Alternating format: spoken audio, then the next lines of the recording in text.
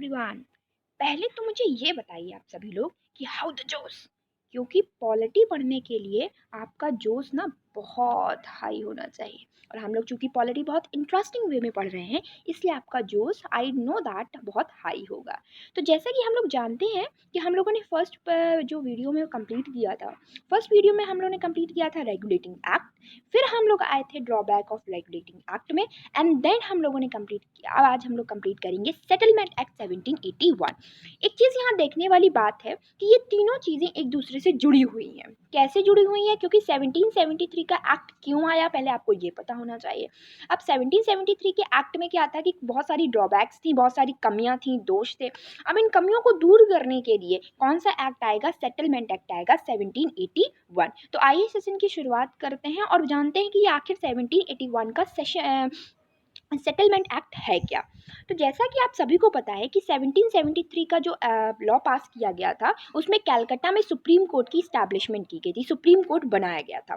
तो क्या था उस सुप्रीम कोर्ट को बनाने के पीछे मेन मोटिव क्या था कि गवर्नर जनरल एंड उसकी काउंसिल जो भी लॉ पास करती थी, जो भी बिल पास करती थी, जो भी रूल्स एंड रेगुलेशंस बनाती थी, उनको सुप्रीम कोर्ट में जाके रजिस्टर्ड कराना पड़ता था। और अगर सुप्रीम कोर्ट उसको रजिस्टर्ड नहीं करती थी तो वो बिल और वो लॉ पास नहीं होता। अभी आप लोग देख ही रहे हैं ना, ये सुप्रीम कोर्ट कितनी पावरफुल नजर आ रही है, ठीक है। तो और ये है इनके जज। पहले जज कौन थे? जैसे मैंने बताया था, एलिजा एम्फे। तो Supreme according to 1773 act Supreme Court की स्थापना की गई थी, जिसमें जितने भी लॉज गवर्नर जनरल और उसकी काउंसिल पास करती थी उसको रजिस्टर कराना पड़ता था।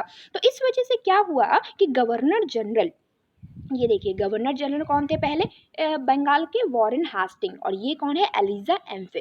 तो इनके बीच में हमेशा लड़ाई हो जाती थी, क्योंकि गवर्नर जनरल अगर कोई बिल लेके इनके पास जाते थे कि भाई इसे क्या कर लो, रजिस्टर कर लो, तो एलिजा एम्फे कहते थे कि नहीं, ये इस लॉ के अकॉर्डिंग नहीं है, ये इस लॉ के अकॉर्डिंग नहीं है। तो इनके बीच में एक टसल चल रहा था कि आखिर क्या मेरी बात वो नहीं सुनते हैं, मैं तुम्हारी बात वो नहीं सुनते हैं। तो क्या हुआ कि वॉरेन हास्टिंग को आ गई गुस्सा। वॉरेन हास्टिंग क्या हो गए? बहुत नाराज हो गए। अब उन्होंने कहा कि अब देखो अब मैं क्या करता हूँ। तो वॉरेन हास्टिंग ने क्या किया कि अब ये देखो, ये देखिए ये क्या है? वॉरेन हास्टिंग है। अब ये गुस्सा हो गए, देख रहे हैं ना इनकी पिक, ये किस तरीके से सर पे हाथ रखे बैठे कि अब बताओ मेरी तो कोई बात ही नहीं सुनता। अब इन्होंने कहा कि नहीं, अब बताएं, अब मैं आपको बताऊंगा। तो ये कहाँ चले गए? सीओडी के पास चले गए। ये लोग कहाँ बैठे थे? इंग्लैंड में बैठे थे। तो वॉरेन हास्टिंग ने यहाँ पे जो भी दिक्कतें आ रही थी सुप्रीम कोर्ट से रिलेटेड, उनकी शिकायत किससे कर दी? सीओडी से कर दी। सीओडी कौन थे? कोड ऑफ डायरेक्टर्स थे, जो कि इंग्लैंड में बैठे थे, और उनकी संख्या कितनी थी? 24। अब देखिए, ये जो इंग्लैंड में बैठे हैं सीओडी 24, इन्होंने गवर्नर जनरल की पूरी बात सुनी। वॉरेन हास्टिंग थे गवर्नर जनरल, इन्होंने पूरी बात सुनी और ये सोचा कि ये सच बात है, वहाँ पे इंडिया में एडमिनिस्ट्रेशन चलाना बड़ा मुश्किल हो रहा है, क्योंकि हमारे जो 1773 के जो लॉज हैं, जिसमें रजिस्टर कराना पड़ता है, सुप्रीम कोर्ट में जाना पड़ता है, वो कहीं ना कहीं टसल का एक कारण बन गया है। तो अब इन लोगों ने क्या सोचा कि चलो अब ऐसा करते हैं, कमेटी बनाते हैं। तो इन्होंने क्या, कौन सी कमेटी बनाई? टर्चेट कमेटी बनाई, और इनके अध्यक्ष थे एडमंड वर्क।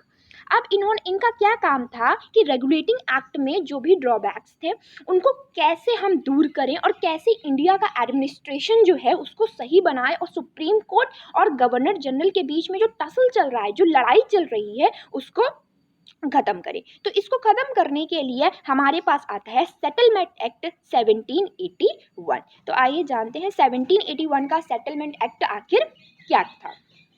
तो 1781 का जो सेटलमेंट एक्ट आया, उसका पहली जो पॉइंट है, जो मेन पॉइंट है, minimise the power of Supreme Court. पहले क्या था कि सुप्रीम कोर्ट की पावर बहुत बहुत ज़्यादा थी। ऑब्वियस सी बात है कि भाई कोई भी लॉ है उसको पहले सुप्रीम कोर्ट में क्या करना पड़ता था? रजिस्टर कराना पड़ता था।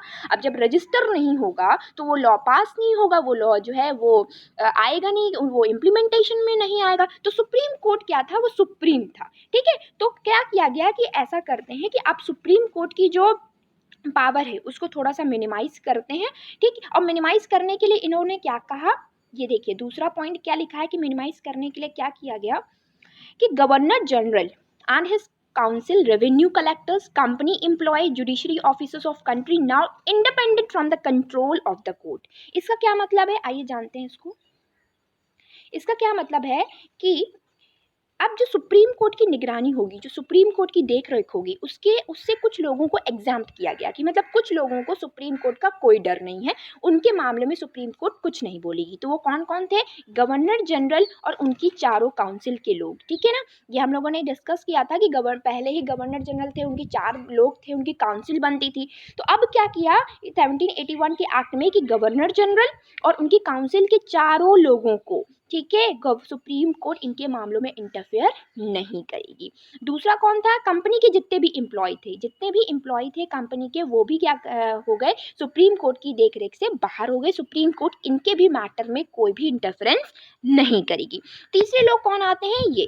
ये जो टैक्स कलेक्टर है, जो भी एम्प्लॉय, जो भी व्यक्ति जो है रेवेन्यू कलेक्ट कर रहा है, टैक्सेस से रिलेटेड इश्यूज को सॉल्व कर रहा है, उसके मामले में भी सुप्रीम कोर्ट कुछ नहीं बोलेगी। ये प्रावधान किया गया 1781 में। तो आप देख रहे हैं कि पहली बार ऐसा कोई एक एक्ट आता है हमारे भारत में जिसने क्लियर कट डिमार्केशन कर दी कि हमारे सुप्रीम कोर्ट के क्या रूल्स होंगे, सुप्रीम कोर्ट के क्या अधिकार क्षेत्र होंगे और गवर्नर जनरल के क्या अधिकार क्षेत्र होंगे। Supreme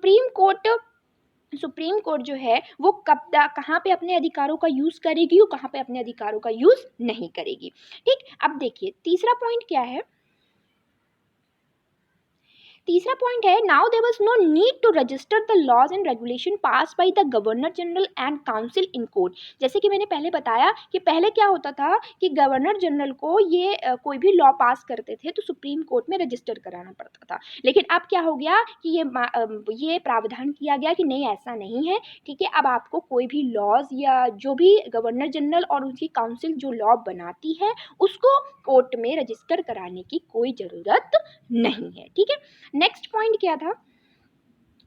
From 1773, Supreme Court interfered in the personal law of communities which had agitated the people. So from 1781, if court punish someone related to a particular community, इसका क्या मतलब? इसको पहले समझ लेते हैं, उसके बाद आपको ये चीज़ें समझ में आएंगी, ठीक है। क्या होता था कि सुप्रीम कोर्ट जैसे गवर्नर जनरल के मैटर्स में इंटरफेयर करती थी। जैसे गवर्नर जनरल कोई भी लॉ लेके गया और इससे बोला कि ये रजिस्टर करा दो, तो गवर्नर जनरल कहती थी नहीं, ये जो है इस लॉ के अकॉर्डिंग नहीं है, ये इस लॉ के अकॉर्डिंग नहीं है। तो बहुत टसल चलता था। ऐसे क्या हुआ था कि सुप्रीम कोर्ट ने अब लोगों की पर्सनल लॉज में भी इंटरफेरेंस करना स्टार्ट कर दिया था। वो सभी को एक जैसी सजाएं देती थी। इससे क्या हुआ था कि लोग उससे बहुत नाराज थे क्योंकि सबके अलग अलग कानून होते थे। भाई, हिंदू को अलग अपने कानूनों के अनुसार सजाएं मिलनी चाहिए थी, मुस्लिम्स को अपने कानूनों के अनुसार सजाएं मिलनी चाहिए थी। तो सुप्रीम कोर्ट से लोग बहुत नाराज थे। तो 1781 का जो सेटलमेंट एक्ट आया उसमें ये बताया गया, सुप्रीम कोर्ट को ऑर्डर दिया गया कि नहीं, अब आप ऐसा नहीं करेंगे। अब आप पर्टिकुलर कम्युनिटी को देखेंगे कि पर्टिकुलर जो व्यक्ति है वो किस कम्युनिटी को बिलोंग करता है और उस कम्युनिटी के जो पर्टिकुलर लॉज होंगे लाइक उसी के अकॉर्डिंग आप पनिशमेंट देंगे, अदरवाइज आप पनिशमेंट नहीं दे सकते। तो एक बड़ा चेंजमेंट किया गया सुप्रीम कोर्ट की पावर्स से रिलेटेड कि अब आप जो है एक लोगों की कम्युनिटी से रिलेटेड जो पर्टिकुलर कम्युनिटी को बिलोंग करेंगे वो लोग, उसी के अनुसार आप सज़ा देंगे, अदरवाइज आप सज़ा नहीं देंगे, ठीक है। तो दूसरी चीज़, एक बहुत ही इंपॉर्टेंट चीज़ है यहाँ पे, तो हम लोगों ने क्या पढ़ा कि एक तो पर्सनल कम्युनिटी वाला इशू आया। दूसरी चीज़, गवर्नर जनरल को फ्री कर दिया गया कि नहीं, अब आप फ्री हैं, अब आपको लॉ जो है रजिस्टर कराने की कोई ज़रूरत नहीं है। गवर्नर जनरल की काउंसिल, कंपनी के एम्प्लॉयज़ जो थे, कलेक्टर्स जो थे, रेवेन्यू कलेक्टर जो थे, उन सबको सुप्रीम कोर्ट से फ्री कर दिया गया। कोई नीड नहीं थी रजिस्टर कराने की। अब गवर्नर जनरल जो था वो बार बार उसको सुप्रीम कोर्ट से चढ़ना या उसके पास जाकर अपने इश्यूज़ को नहीं सॉर्ट आउट कराना था। और दूसरी चीज़ क्या हुई, the civil cases of Bengal, Bihar, Orissa transfer to Calcutta government.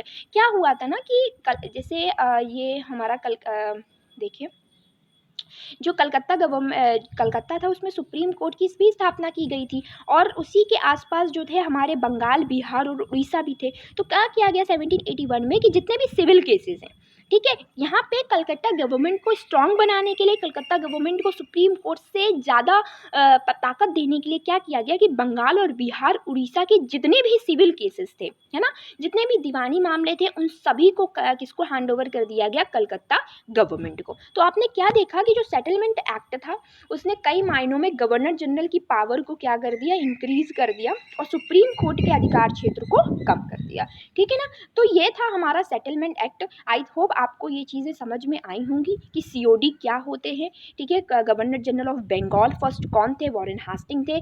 कौन हमारे सुप्रीम कोर्ट के पहले जज थे, ये भी आपको पता होगा, ठीक है। कैसे कैसे प्रावधान किए गए 1773 में, कैसे प्रावधान किए गए 1781 में, ठीक है। तो आई होप आपको ये सेशन अच्छा लगा होगा। इसी तरह अपना जोश हाई रखिए, क्योंकि पॉलिटी को पढ़ने के लिए ना वो जोश को लो नहीं करना है, ठीक है ना। बहुत ही हाई जोश के साथ पढ़ना है, क्योंकि कोई भी चीज़ हमारी बोरिंग नहीं होगी, एक स्टोरी की तरह रिलेट करके हम लोग चलेंगे और एक दिन अपने आप अपने एम को ज़रूर पूरा करेंगे। सो आई होप आपको यह सेशन अच्छा लगा होगा। सो हम लोग फिर मिलेंगे अपने एक नेक्स्ट टॉपिक के साथ, जो कि 1784 का एक्ट होगा, ठीक है। तब तक के लिए सेफ रहिए, खुश रहिए।